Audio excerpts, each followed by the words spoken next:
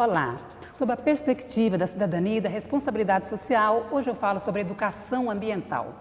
Eu entrevisto o Sr. Gerard Moz, ele é aviador ambiental e fundador e idealizador do projeto Rios Voadores. O Sr. Gerard é de Brasília, mas ele está em Uberaba justamente para falar sobre os rios voadores e mostrar as atividades do projeto.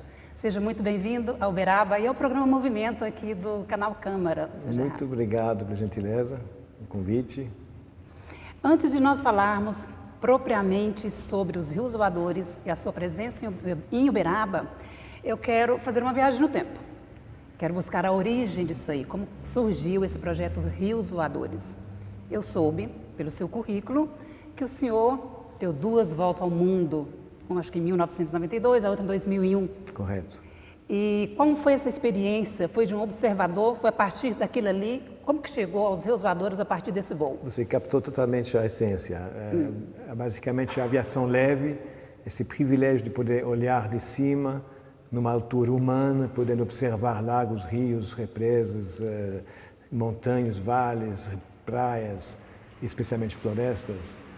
Dessa forma, a gente fica realmente intrigado de como funciona essa natureza no mundo inteiro e como o mundo é finito. Então, o projeto iniciou já em 2007, mas foi a continuação de outro projeto, que a gente chamou de Brasil das Águas, que foi um levantamento da qualidade das águas em todo o país, utilizando uma aeronave anfíbio, um avião que pousa na terra e na água, e fizemos esse grande levantamento do país inteiro, que já gerou bastante material didático. Então, depois disso, tivemos a ideia de realmente trabalhar muito mais a parte da educação ambiental. Quanto tempo durou esse voo, por exemplo? Cada volta ao mundo durou quanto tempo? Foram 2 voltas ao mundo bem diferentes. A primeira foi uma volta ao mundo de aventura pura, largar um emprego, digamos, aceitar a irresponsabilidade do futuro. Comprei um avião e passamos 3 anos com minha esposa voando pelo mundo, todos os continentes. Foi uma viagem de descoberta interna também, saber, a gente voltou com pessoas diferentes, não, com outros valores. Então foi uma grande experiência de vida. A partir do momento que a gente voltou, já sentimos essa possibilidade de utilizar as imagens, os livros, os documentários, para um fim, talvez, de preservação. E essa segunda volta ao mundo, em 2001, foi mais um desafio aeronáutico. Foi uma volta ao mundo com um motoplanador, um planador motorizado que tem um pequeno motor na frente, um avião fabricado no Brasil, em Porto Alegre. E foi um desafio de bater um recorde mundial, de ser o primeiro aeronave a dar volta ao mundo nessa categoria. Muito difícil, não repetiria isso de jeito nenhum. Conseguiu isso? Conseguimos voltar, mas apenas, digamos, foi bastante arriscado, porque tivemos que voar longas horas sobre o oceano, inclusive, com um avião que não é preparado para isso. Mas foi um desafio interessante, de um ponto de vista que foi o primeiro envolvimento com o meio ambiente, porque nesse voo eu fiz um levantamento do ozônio a baixa altitude. O ozônio é um dos gases de efeito estufa, então fizemos um levantamento bem interessante. A vantagem de um planador é que você pode voar a 3.000 metros, cortar o motor e fazer uma coluna de ar, coletando vapor de água ou ar ao longo do caminho, sem ter interferência do motor. Então fizemos esse perfil do ozônio em vários pontos do mundo e, do mesmo tempo, talvez alguns telespectadores vão se lembrar, nós fizemos as primeiras imagens ao vivo a partir de uma aeronave em voo na história da televisão. Conseguimos, através de satélites, na época, a imagem de pouca qualidade, mas foram imagens ao vivo que nós fizemos com o Fantástico durante 14 semanas.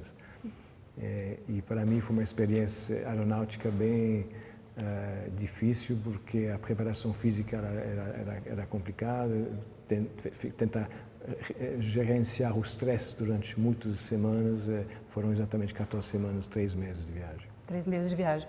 Mas mesmo nessa questão que o senhor citou aí da aventura, o senhor não perdeu de vista o lado documental, dos registros e da pesquisa? Cada vez mais. Na verdade, mais eu vou ou na Amazônia ou no mundo inteiro, mais eu sinto a necessidade de fazer alguma coisa. Especialmente, podemos falar um pouco do Brasil, e o desmatamento para muitas pessoas é uma estatística, um número que vai subindo, baixando. Para a gente que voa o tempo todo, que vejo, que podemos ver com clareza o desmatamento, praticamente todos os voos que eu faço na Amazônia, eu descubro um novo lugar, um pedaço de mata que virou fumaça ou virou pasto. Então, é cada vez mais um incentivo para tentar fazer alguma coisa e mostrar realmente que temos um caminho errado. Agora vamos lançar a luz, né, sobre essa visita do senhor a Uberaba, falando sobre os rios voadores. Como é que é? Uberaba, eu sei que tem várias cidades que já têm esse projeto, né? Vários municípios já abraçaram esse projeto. Acho que cerca de 650 mil pessoas já foram contempladas com essas atividades. Como que Uberaba surgiu nesse roteiro? Porque talvez é interessante, Uberaba é uma cidade importante, em termos de agropecuária também é um lugar modelo, de certa forma. E, além do fato, no lado particular, eu sobrevoei muitas vezes. Cada vez que eu vou de Brasília para São Paulo, eu passo em cima do Uberaba. E parei várias vezes no aeroclube, parei várias vezes para abastecer. Então, é uma cidade que tem um certo carinho. Então, dentro da lista de cidades, foram 34 cidades até hoje, a gente, finalmente, depois de Uberlândia, chegamos a Uberaba e somos bem felizes. Fomos extremamente bem recebidos, foi através de uma parceria com a Secretaria Municipal de Educação e realmente todo mundo deu um carinho muito grande para a gente, agilizaram muito o processo e estamos realmente bem tratados aqui. O projeto Rios Voadores, ele é patrocinado pela Petrobras, né? E nas cidades isso faz as parcerias. Aqui também entrou o apoio da BCZ, do IFTM, da UFTM, né? Das universidades. Exatamente, o apoio da Petrobras é muito importante. Na verdade, a Petrobras tem um programa que chama Petrobras Socioambiental e nós nos enquadramos nesse tipo de programa e faz já desde 2007 que a Petrobras está envolvida no projeto, cada vez mais, porque eles entendem que a ciência é importante de um lado, mas mostrar um aplicativo que seja útil para a população, dar uns serviços, de certa forma, para a população é importante. E fornecer esse tipo de informações ajuda cada um a entender melhor o clima do Brasil, as prioridades que o Brasil deveria ter. É possível, o senhor ainda está em atividade, mas é possível mensurar quantas pessoas em Uberaba, quantos jovens já foram atingidos por esse projeto, direto e indiretamente? Como é que vai ser plantada essa semente aqui? Diretamente, nós trabalhamos com oficinas de capacitação de professores da rede pública. Então, dessa forma, a gente forma o professor, entregamos material, damos as ferramentas, animações, filmes, e basicamente as ferramentas que ele precisa para ensinar as crianças. Eu acredito que são até agora 100 e poucos professores, está em curso nesse momento, e acredito que a gente vai atingir diretamente, através desses professores, cerca de 30 a 40 mil crianças na região. Que é importante dizer que a parte mais importante do projeto é justamente a disseminação do conhecimento. Então, para nós é uma gratitude, é muito gratificante de poder contar com essas parcerias que ajudam a gente a ser eficiente nessa forma. E esse compartilhar de conhecimento, senhor Gerard, depois que termina o projeto, quem que fica monitorando? Esses parceiros que vocês tiveram na cidade? Sim, a gente mantém contato através das secretarias da cidade que nós visitamos. Nós queremos cada vez mais receber feedback, receber uma informação de volta. A gente recebe relatórios de escolas que tiveram sucesso, que fizeram um novo programa, que plantaram árvores, que fizeram desenhos de grande tamanho. Então, esse para a gente é fantástico, né? Então, nós temos sempre boas relações.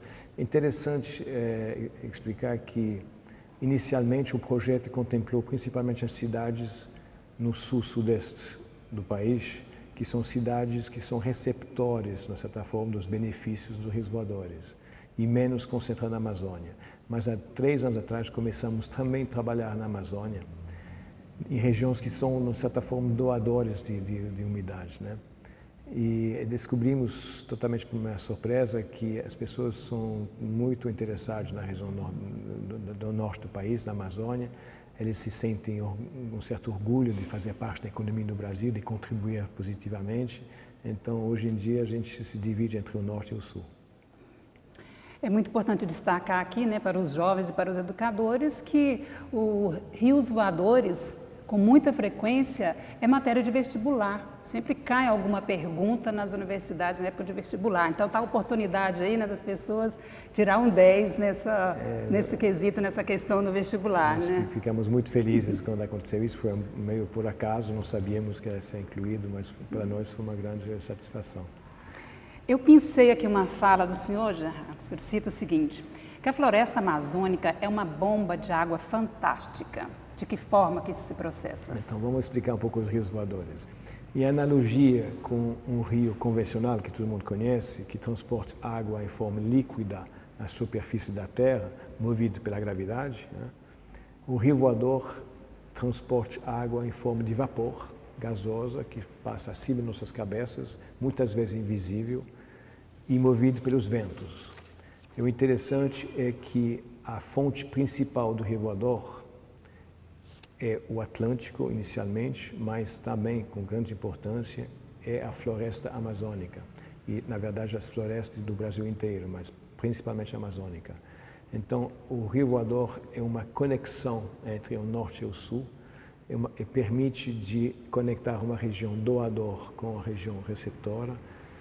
E, em termos de comunicações, é muito importante mostrar que o brasileiro, mesmo se ele vive a 2 ou 3 mil quilômetros da floresta amazônica, o que acontece lá vai e já está influenciando o clima, o bem-estar, a economia de cada região. Então, a gente depende cada vez mais de uma árvore em pé para manter esse ciclo das águas tão importante, seja uma árvore em pé na Amazônia ou seja uma árvore em pé perto de Minas Gerais. E essa relação água, chuva e floresta é justamente o elo desse programa. A gente não se dá conta, né? Porque olhando assim, geograficamente, está bem distante essas regiões, né? E a gente não percebe essa interferência que vem para o restante do país. Na verdade, a gente... Ou ignora, né? É um pouco isso. Mas acredito que estamos no bom caminho, porque quando começamos o projeto em 2007, fizemos uma pequena pesquisa na região de Campinas, no interior de São Paulo, Minas Gerais, e perguntamos às pessoas, por exemplo, a chuva vem de onde? No sector sul, no sector norte, ou não sabe. 84% das respostas foram sector sul ou não sabe. Mas a resposta correta é que, muitas vezes na região do sudeste, a umidade vem do leste, do noroeste, do noroeste, do nordeste ou às vezes do norte. E a frente fria que vem do sul, que despanca a chuva, dá a parecer que a chuva vem do sul, que a água vem do sul, mas que vem do sul é uma frente fria que é seca, que despanca a chuva. Então foi importante para nós. Eu gosto de sempre, quando pego um táxi e viajo no Brasil, perguntar ao motorista o que você acha do desmatamento. E, olha, há poucos anos atrás, um motorista de São Paulo, por exemplo, absolutamente sem interesse. Você poder falar da temperatura na Lua, seria exatamente a mesma coisa, não tem interesse nenhum. Hoje, já praticamente 90% dos casos, quando perguntam ao motorista o que você acha do desmatamento, nós temos que parar na hora, não é impossível, a gente sabe que depende do clima, depende disso, o governo tem que fazer um esforço, todo mundo então, realmente o Brasil mudou muito em 10 anos. Você vai fazendo a pesquisa de opinião pública com os motoristas. Vou refazer de novo uma nova daqui a pouco. Tem uma informação também, Sr. Gerard, que uma árvore de copa de cerca de 10 metros de altura é capaz de bombear para a atmosfera cerca de quantos litros d'água? A gente estima que uma árvore de 10 metros de copa consegue colocar na atmosfera na Amazônia 300 litros de água por dia. Diariamente? Diariamente. E uma árvore o dobro de 20 metros de copa, junto com toda a vegetação que está embaixo desse espaço de 20 metros de 20 metros de raio, ela consegue colocar na atmosfera 1 tonelada de água, 1000 litros. O professor Antônio Nobre, que é nosso grande parceiro, eu não sou cientista, sou aviador, então a gente coordena o trabalho dos cientistas, mas o professor Antônio Nobre estimou a quantidade de água que a bacia amazônica inteira está colocando na atmosfera, está bombeando a atmosfera, esse número incrível de 20 bilhões de toneladas todo dia, ou 20 trilhões de litros. E se a gente compara essa quantidade, difícil de entender, mas se a gente compara essa quantidade de água atmosférica com a vazão do maior rio do mundo, que é o Rio Amazonas, que tem 200 mil metros por segundo de vazão, a gente se repara que essa vazão do Rio Amazonas é 17 bilhões. Então, não são dados exatos, mas a gente pode dizer que a quantidade de água que a floresta amazônica bombeia na atmosfera todo dia é no mínimo equivalente à vazão do maior rio do mundo em termos de água doce, e o Rio Amazonas representa 20% do escoamento de água doce do planeta. Então a gente tem um tesouro no Brasil, a gente não se dá conta, mas é uma coisa extraordinária. Uma boa parte, talvez 40 e poucos por cento dessa água chega ao sudeste, ao sul, ao centro-oeste do país. E se não fosse para essa situação da floresta amazônica, da Cordilheira Andina, que ajuda a manter esse fenômeno no nosso lado no Brasil, a gente não poderia ter uma agricultura tão intensa sem irrigação praticamente. O Brasil, pelo meu ponto de vista, é o país no planeta, é o único país capaz de enfrentar os grandes desafios que vão acontecer em pouco, como alimentar um mundo de 7, daqui a pouco 8, 9 bilhões de pessoas, porque o Brasil tem uma agricultura sustentável. 95% da agricultura no Brasil acontece sem irrigação, que não é o caso de outros países, grandes países. E tudo isso acontece por causa da floresta amazônica. Então, essas são as bases que a gente tem que passar, realmente divulgar muito, e agradeço até a oportunidade aqui de falar sobre isso, porque o Brasil é um país de água. Sr. Gerard, falando aí em pessoas, quanto que uma pessoa consome de água durante o dia? Tudo, por exemplo, na manutenção, na higiene da casa. A média no Brasil parece ser em torno de 170 a 200 litros por dia. Então, nós vamos voltar lá na árvore, que uma árvore, então, pode atender um número significativo de pessoas. Pode ser uma árvore de pequeno porte. Bom, tem que ser correto em dizer que a árvore conseguir colocar na atmosfera 300 litros, não significa que esses 300 litros vão ser transportados todos para o sul do país. Não? A evaporação local é muito importante, mas que a gente pode dizer que é realmente muito significativo é que se você tem um vapor de água que evaporou do Atlântico, perto de Belém, por exemplo, os ventos alísios empurram essa água úmida acima do continente e chegamos no Brasil. Na Amazônia, o ciclo das águas para um vapor de água que chega de Belém a Tabatinga, por exemplo, que é o posto de toda a Amazônia, são 2.000 e poucos quilômetros, em média, o ciclo de evaporação da chuva é de 3. Então, significa que a chuva vai cair uma vez, vai evaporar de novo pela floresta, cair, evaporar e cair e evaporar de novo. 3 vezes em média. Então, é muito fácil imaginar que se a gente tiramos a floresta de Manaus, a oeste de Manaus, tiramos a floresta e colocamos um pasto, esse ciclo é interrompido. Esse ciclo interrompido, tudo indica que o Rio Voador vai ser interrompido de novo, de vez, e dessa forma, quem sabe, o clima vai mudar muito nessa região do sul, sudeste e centro do país. O projeto Rios Voadores, ele está presente em quais estados brasileiros? Bom, a gente trabalhou com as pesquisas em todos os estados brasileiros. Em termos de educação ambiental, concentramos nos esforços contra o centro-oeste do país, Minas Gerais bastante, São Paulo e o norte do país. As regiões que são mais implicadas com os rios voadores. A gente não trabalha, por exemplo, no nordeste do país, que claramente tem um problema de água bastante importante, mas a influência da Amazônia é muito pouco nessa região.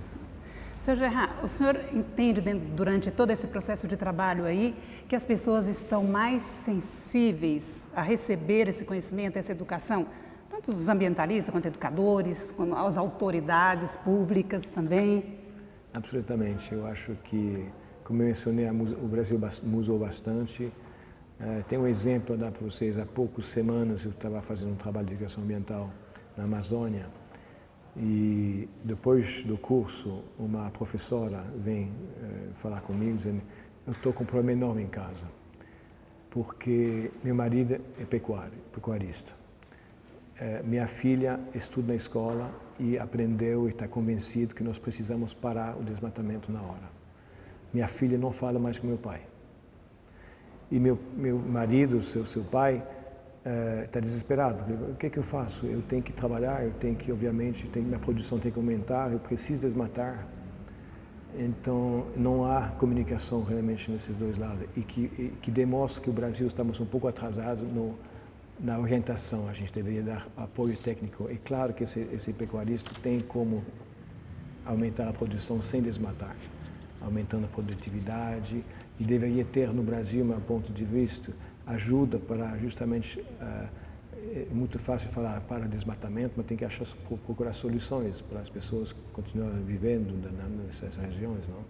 Então, eu acho que isso é um exemplo típico do conflito entre gerações, e temos já uma geração de crianças, de adolescentes que vão rapidamente julgar a gente um pouco mal, dizer, o que vocês fizeram com a nossa floresta, e por isso que é muito urgente tentar reverter esse quadro de desmatamento, e sabemos, talvez não todo mundo sabe, o desmatamento passou muitos anos diminuindo, graças a Deus, o governo fez bastante esforço durante um certo tempo, mas esses últimos anos para cá está aumentando rapidamente.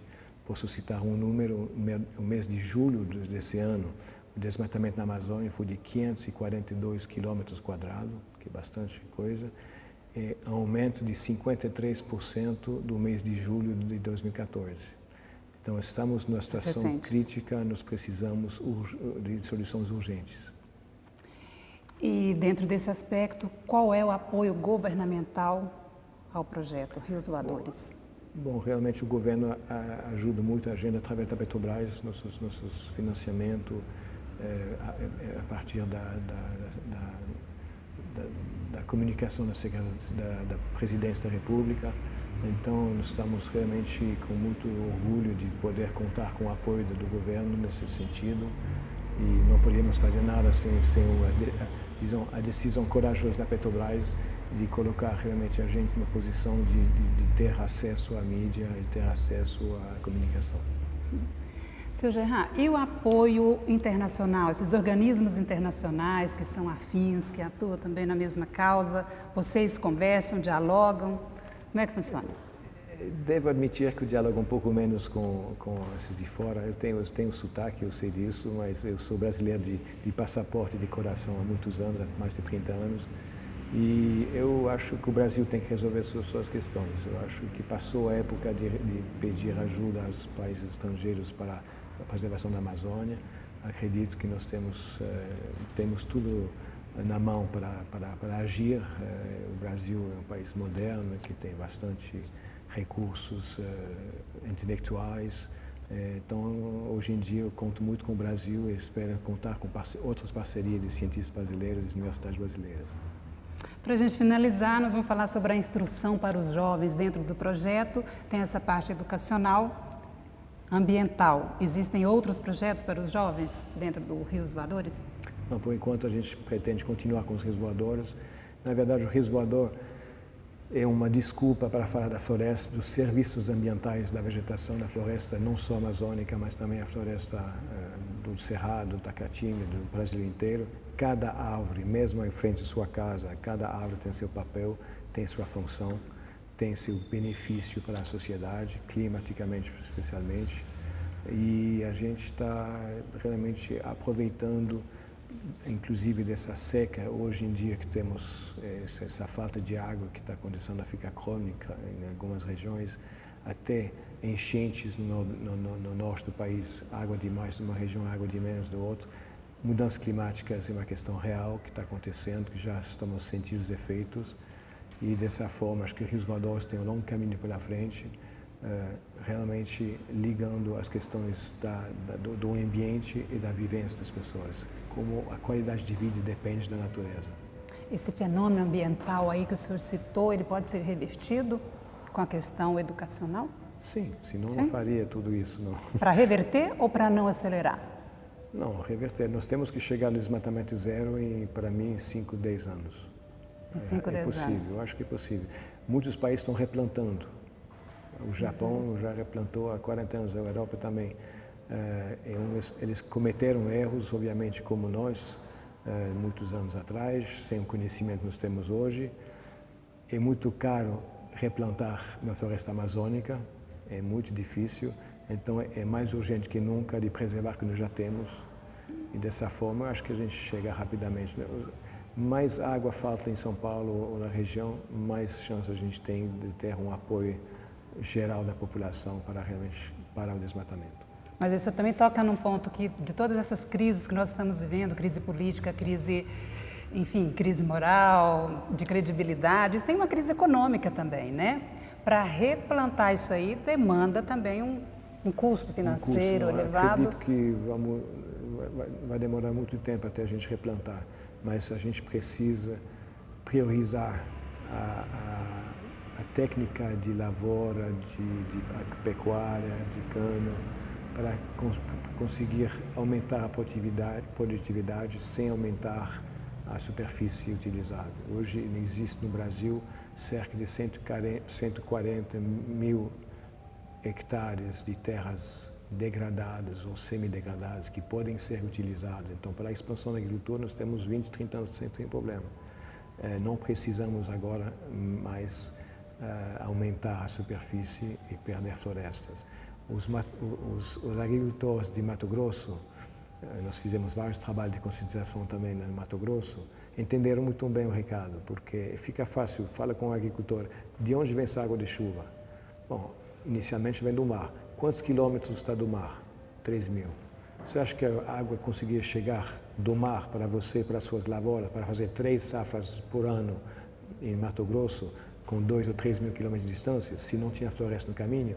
Então a floresta é seu aliado. Você tem que manter essa floresta para manter a produtividade. E esse recado cai muito bem. Em Uberaba também, aqui, porque está lidando com os agropecuaristas também, né? Uma cidade, a capital do zebu. A receptividade também foi essa? Mesmo exemplo de Mato Grosso? Eu tenho menos experiência agora. Eu vou, esses próximos dias, ainda fazer bastante contatos. Nós temos, hoje à noite, eu tenho um contato interessante. Mas acredito que o Brasil é só comparar com a produtividade por metro quadrado ou por hectare. Ele está um pouco atrás dos muitos países do mundo. Então, acredito sem conhecer o assunto profundamente, mas acredito que temos muitos esforços para aumentar a produção com técnicas novas e evitar de cortar mais floresta. Muito obrigada, Sr. Gerard, por estar aqui conosco no canal Câmara, trazendo essas informações, né, super importantes para todos nós. Obrigado por estar conosco. Obrigado pela gentileza. Bom, entrevistei o Sr. Gerard Moz, que é aviador ambiental, que veio falar sobre os rios voadores aqui no Salão Nobre do Paço Municipal Major Eustáquio, que é um prédio tombado Patrimônio Histórico pelo IEFA de Minas Gerais. Muito obrigada por sua companhia e até breve.